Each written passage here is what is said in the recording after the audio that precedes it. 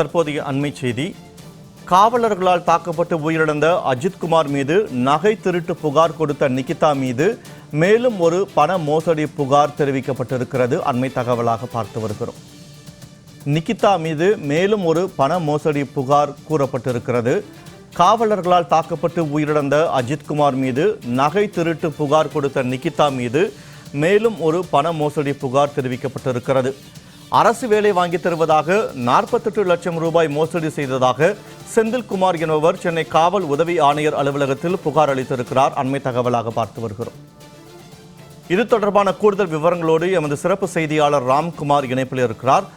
வணக்கம் ராம்குமார். நிகிதா மீது பண மோசடி புகார்கள் தொடர்ந்து குவிந்த வண்ணம் இருக்கின்றன. தற்போது மேலும் ஒருவர் அரசு வேலை வாங்கி தருவதாக கூறி 48 லட்சம் ரூபாயை ஏமாற்றிவிட்டதாக நிகிதா மீது புகார் கூறியிருக்கிறார். இது தொடர்பான கூடுதல் தகவல்கள்.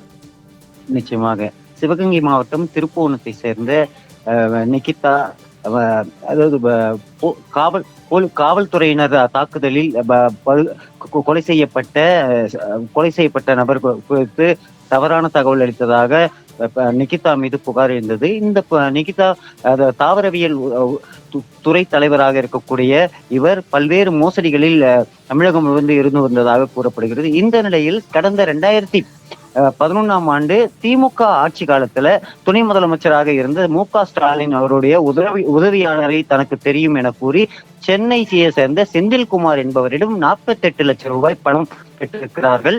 ஆனால் அந்த 48 லட்சம் ரூபாய் பணம் பெற்றுக்கொண்டு அரசு வேலை வாங்கி தராமல் அலங்கரித்து வந்திருக்கிறார்கள். இதைத் தொடர்ந்து அந்த பணத்தை செலவு செய்துவிட்டு சொத்தை வித்து தருகிறோம் என கூறிவிட்டு இரு நபர்களுக்கு வேலை வாங்கி தருவது கூறி ஏமாற்றியுள்ளனர். இந்த நிலையில அவர் மீது தமிழகம் முழுவதும் எழுந்திருக்கும்